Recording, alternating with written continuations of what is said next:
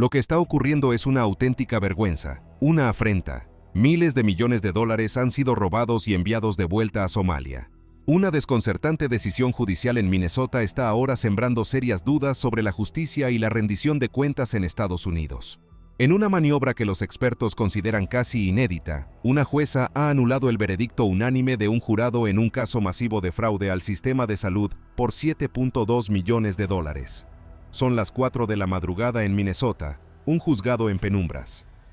Un veredicto ha sido borrado de los registros, heroína moviéndose por los pasillos de un almacén, fentanilo preparado antes del amanecer, retiros de efectivo, el momento de transportar la mercancía.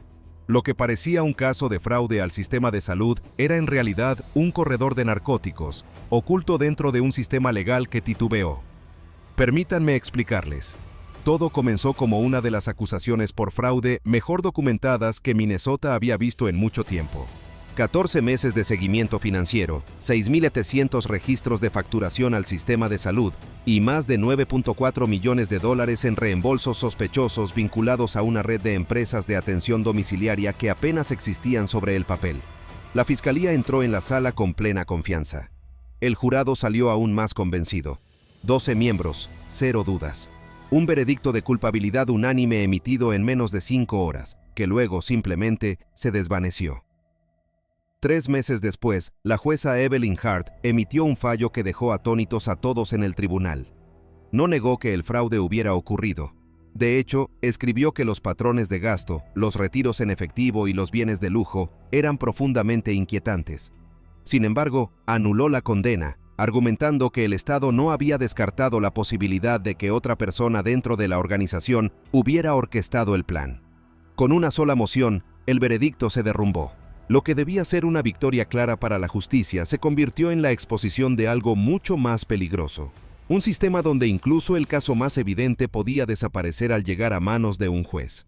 Mucho antes de que el veredicto se viniera abajo, los analistas federales detectaron algo que no encajaba con el perfil de un fraude rutinario al sistema de salud. Las empresas en el centro de la investigación no actuaban como clínicas en apuros intentando sobrevivir, se comportaban como puntos de tránsito. 3 compañías de atención domiciliaria distintas compartían la misma dirección de registro, pero ninguna mantenía una oficina física. Los números de teléfono se reutilizaban, las listas de empleados se solapaban y, en un lapso de 11 meses, más de $2.1 millones salieron discretamente de Minnesota a través de una cadena de transferencias regionales que se detenían justo por debajo de los umbrales de declaración internacional. El momento de las operaciones generó aún más interrogantes. Se procesaron 418 retiros de efectivo entre la 1 y las 3:30 de la madrugada, en múltiples sucursales y en cantidades precisas. Nunca lo suficientemente altas como para activar una revisión automática, pero siempre lo bastante grandes como para vaciar las cuentas antes del horario comercial. Cada transacción seguía el mismo patrón: un reajuste temporal del saldo, una rápida inyección de nuevos reembolsos del sistema de salud y otra secuencia de retiros días después. Cuando los investigadores superpusieron la cronología de las transacciones con los datos logísticos de puertos y los registros de alquiler de almacenes en Wisconsin e Illinois, la coincidencia era imposible de ignorar. Las mismas fechas de máxima actividad de retiros coincidían con manifiestos de transporte vinculados a envíos de suministros médicos que pasaban por centros de almacenamiento secundarios. Y por primera vez, los analistas federales dejaron de preguntarse cómo funcionaba el fraude y comenzaron a cuestionar para qué estaba abriendo camino exactamente ese dinero. El punto de inflexión llegó cuando los analistas federales dejaron de tratar las transacciones como pruebas y empezaron a verlas como coordenadas. Reconstruyeron 11 meses de transferencias salientes, contratos de arrendamiento de almacenes y facturas de contratistas externos, superponiendo cada marca de tiempo en un único mapa de operaciones. Lo que surgió no fue un movimiento aleatorio ni una contabilidad fragmentada. Era una ruta, una línea clara y repetitiva que se extendía desde Minneapolis hasta las zonas rurales de Wisconsin, para luego girar hacia el sur, hacia 2 centros de almacenamiento en el norte de Illinois que no aparecían en ningún archivo del sistema de salud. En 72 horas, las unidades especiales estaban sobre el terreno. El primer lugar parecía normal: un almacén bajo y sin ventanas, escondido detrás de un patio de distribución de granos, el tipo de lugar que pocos notarían. Pero dentro, Los investigadores encontraron algo a lo que ningún caso de fraude al sistema de salud debería conducir: cajas modulares reforzadas, placas de suelo falso, revestimientos sellados contra olores y contenedores envueltos en plástico etiquetados como kits médicos de rehabilitación juvenil. Había 612 cajas en total. Solo 9 contenían suministros médicos. El resto estaban vacías o tenían trazas de residuos que activaron inmediatamente las alertas de narcóticos. En las 3 instalaciones, los equipos forenses documentaron una capacidad de almacenamiento compatible con la rotación de envíos de varias toneladas, del tipo utilizado para preparar carga para despachos interestatales en ventanas de tiempo cortas.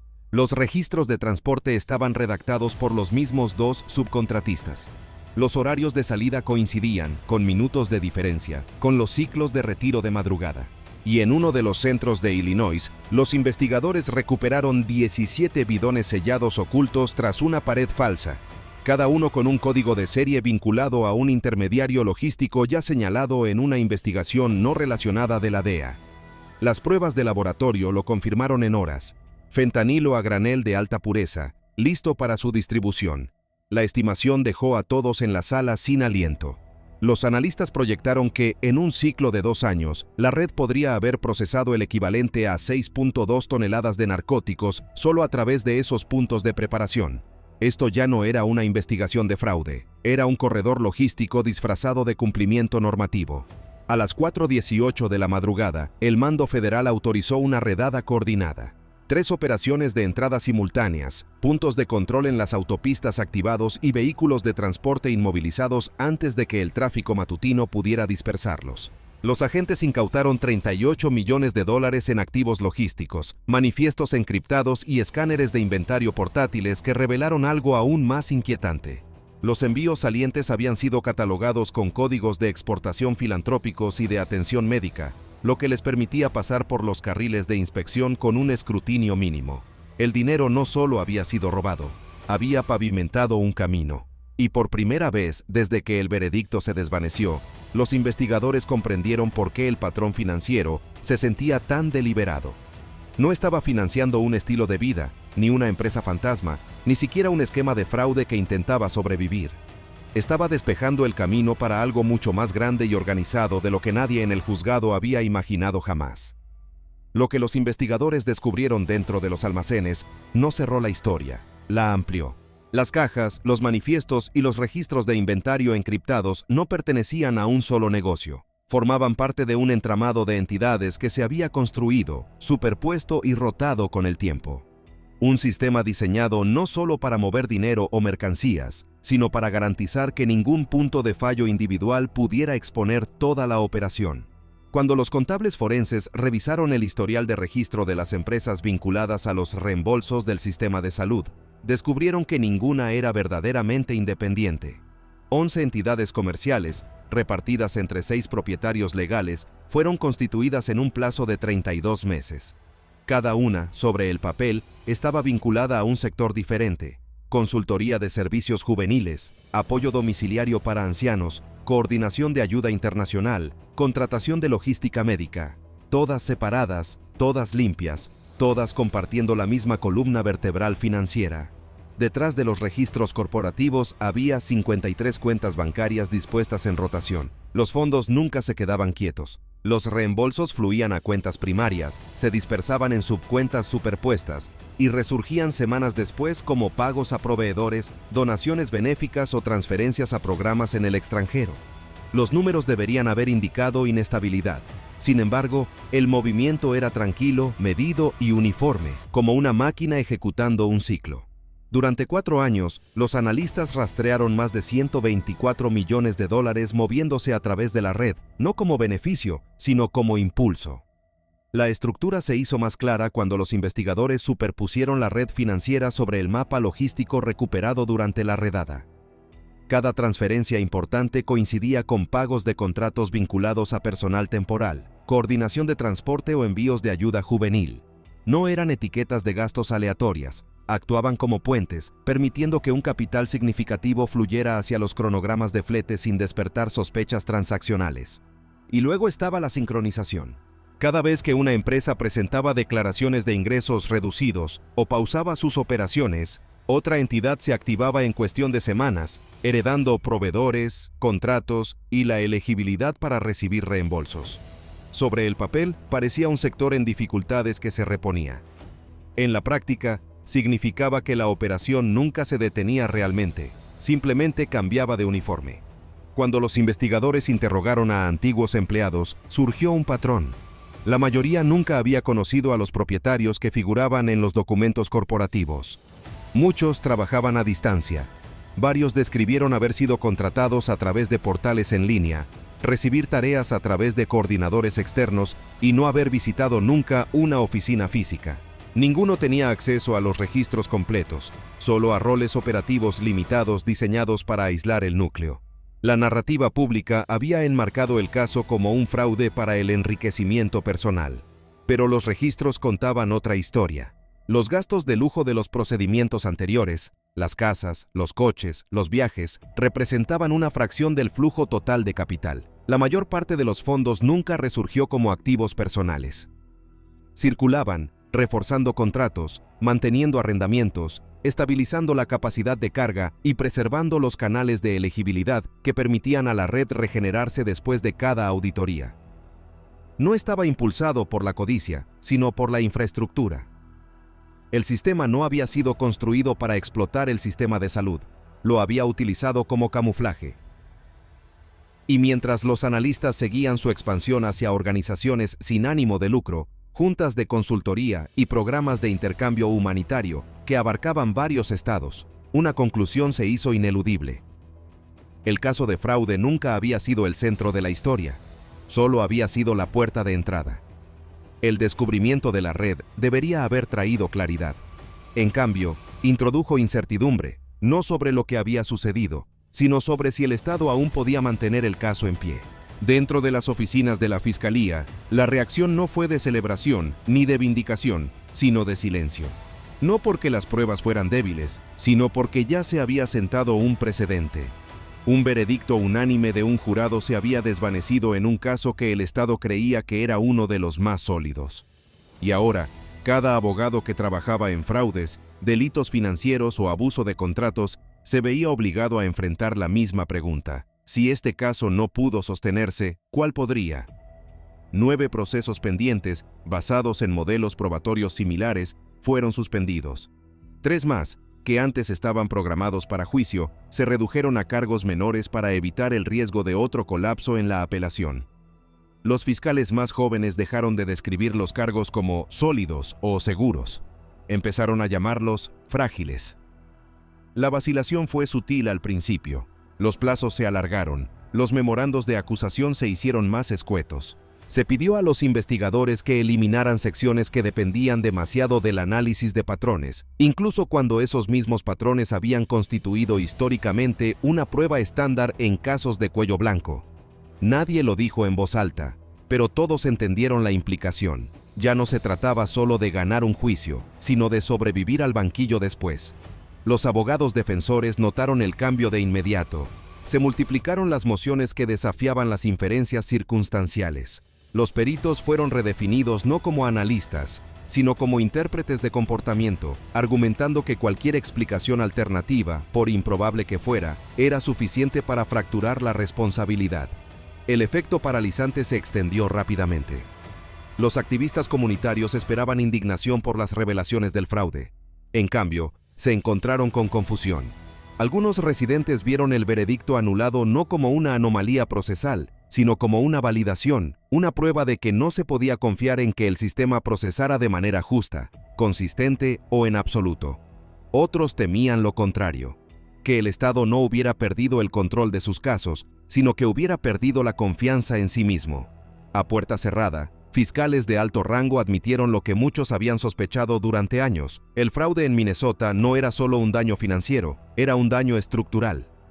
Remodelaba cómo las agencias asignaban recursos, cómo se construían los casos y hasta dónde estaban dispuestos a llegar los abogados cuando sabían que incluso las condenas más decisivas podrían disolverse meses después en una sola orden escrita. Para quienes trabajaban dentro del sistema, el daño era más profundo que los titulares o la política. Era operacional. Cuando los veredictos no garantizan los resultados, los investigadores comienzan a evaluar el riesgo. Algunos expedientes permanecen abiertos más tiempo del debido. Otros nunca superan la revisión preliminar y, lentamente, casi imperceptiblemente, el umbral de lo que avanza se eleva. No porque los hechos se debiliten, sino porque la confianza lo hace. El público nunca ve ese cambio, solo siente sus consecuencias. En los casos que nunca llegan a un tribunal, en las investigaciones que se desvanecen sin explicación, en el espacio cada vez mayor entre el delito y la resolución. Los almacenes, el entramado financiero, el corredor, todo ello exigía una acción decisiva. Pero antes de que alguien pudiera moverse, la conclusión más inquietante ya se había asentado. La amenaza no era solo la red que se había construido, sino la duda que ahora habitaba en las personas responsables de detenerla. Para cuando la vacilación llegó a los tribunales, las agencias federales ya la habían superado. Para ellos, la pregunta ya no era si el Estado podía sostener el caso, sino si las consecuencias de dejar que se fracturara aún más eran tolerables. Decidieron que no lo eran. La primera señal llegó discretamente. Una notificación de cumplimiento del Tesoro enviada no a una sola empresa, sino a toda la constelación de entidades vinculadas al entramado financiero. En 48 horas, 312 cuentas fueron congeladas bajo autoridad de revisión provisional. Las líneas de proveedores fueron suspendidas, los sistemas de nómina detenidos a mitad de ciclo. Las transferencias al extranjero se paralizaron en tránsito antes de llegar a sus bancos de destino. Ninguna de las notificaciones mencionaba el fraude. Citaban salvaguardias de seguridad financiera nacional. La medida no fue teatral, fue estructural. Donde los cargos estatales habían intentado probar el daño, la revisión federal trató a la red como un vector de riesgo activo. Cada arrendamiento, cada contrato, cada factura logística que tocara a un transportista interestatal fue marcada para una clasificación paralela bajo fraude electrónico, conspiración de narcóticos, reclamaciones falsas y violaciones de transporte interestatal. El lenguaje cambió, y con él, la ventaja. La misma actividad que una vez vivió dentro de un estrecho marco de acusación ahora se medía contra los umbrales federales. Lotes de transacciones que antes parecían ambiguos bajo una interpretación circunstancial, ahora activaban una escalada obligatoria porque se cruzaban con corredores regulados y códigos de exportación señalados durante la redada en los almacenes. Y entonces la huella se amplió. Los analistas del caso rastrearon rutas de capital residual hacia juntas asesoras de organizaciones sin fines de lucro, coaliciones regionales y programas de intercambio humanitario que abarcaban 4 estados. No todas las entidades eran cómplices, pero existía suficiente superposición como para que la red ya no se pareciera a un esquema construido en torno a un par de acusados. Se parecía a un ecosistema. Fue entonces cuando el Servicio de Inmigración intervino, no como control migratorio, sino como auditor de elegibilidad de residencia. Los expedientes vinculados a la calificación de beneficios, exenciones de viaje y afiliaciones de patrocinio se cruzaron con los registros de bloqueo del Tesoro. La revisión no fue acusatoria, fue diagnóstica, diseñada para mapear quién tenía acceso legal, a qué y qué vías aún podrían permitir la regeneración si los procesos judiciales se estancaban de nuevo. Mientras tanto, las unidades de delitos financieros del FBI tomaron la custodia de la cadena logística, no como evidencia, sino como infraestructura.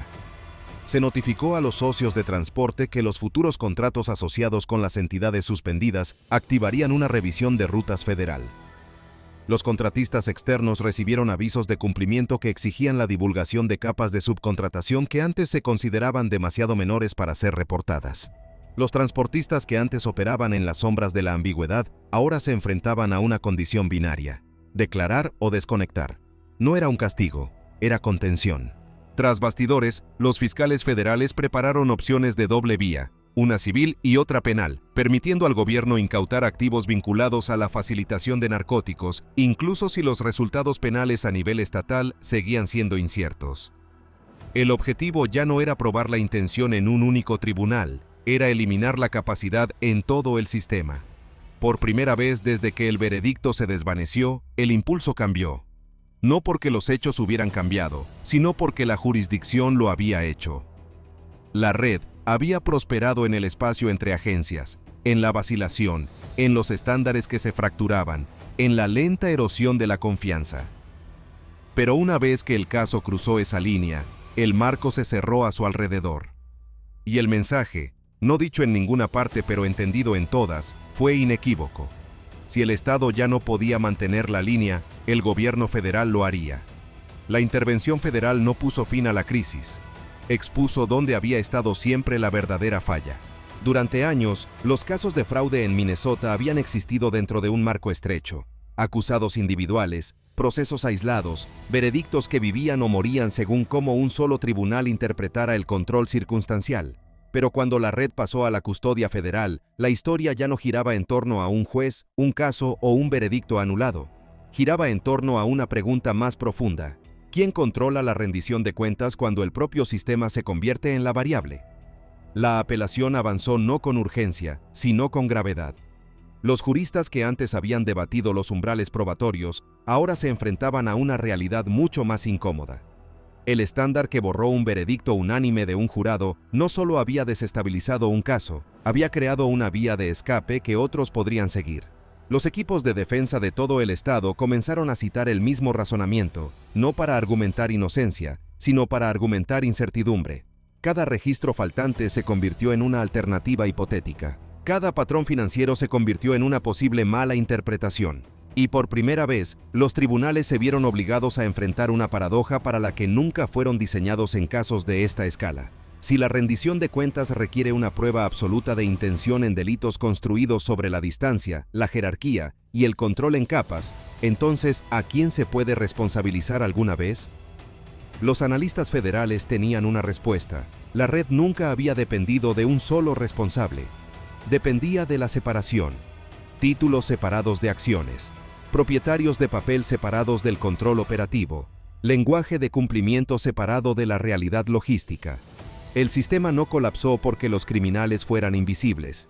Colapsó porque la estructura que construyeron se parecía demasiado a los sistemas destinados a regularla. En Washington, el tono de las reuniones informativas cambió. No emocional, no político, clínico. El caso ya no se citaba como un fracaso en la lucha contra el fraude, sino como un fracaso de gobernanza. Una advertencia sobre cómo los ecosistemas financieros complejos pueden explotar estándares judiciales que nunca fueron diseñados para infraestructuras criminales de múltiples capas. Los comités de políticas comenzaron a redactar propuestas. Umbrales circunstanciales más estrictos en delitos financieros a gran escala. Ampliación de los desencadenantes de jurisdicción conjunta federal-estatal, escalada automática para el fraude de beneficios vinculado a corredores logísticos, nueva autoridad de revisión para códigos de exportación filantrópicos y humanitarios. No una reforma como castigo, sino una reforma como refuerzo. Mientras tanto, dentro de Minnesota, la división se agudizó. Algunos residentes vieron la participación federal como una intervención. Otros la vieron como una acusación. Para ellos, la parte más dolorosa no fue el dinero, ni los almacenes, ni la red extendida por varios estados. Fue la constatación de que el caso no fracasó porque nadie estuviera mirando. Fracasó porque todos asumieron que alguien más se haría cargo. Las órdenes de congelamiento federales se mantuvieron. Las cuentas permanecieron suspendidas. El corredor fue desmantelado no a través de un veredicto, sino mediante la eliminación de su capacidad. Y sin embargo, en el silencio del juzgado, una verdad persistía. Un sistema puede sobrevivir al fraude. Lo que no puede sobrevivir es a la vacilación. Porque una vez que la duda se convierte en parte del proceso, cada veredicto, cada fallo, cada caso que sigue, debe responder primero a una pregunta que nunca debió existir. No si se cometió el crimen, sino si se le permitirá al sistema decirlo.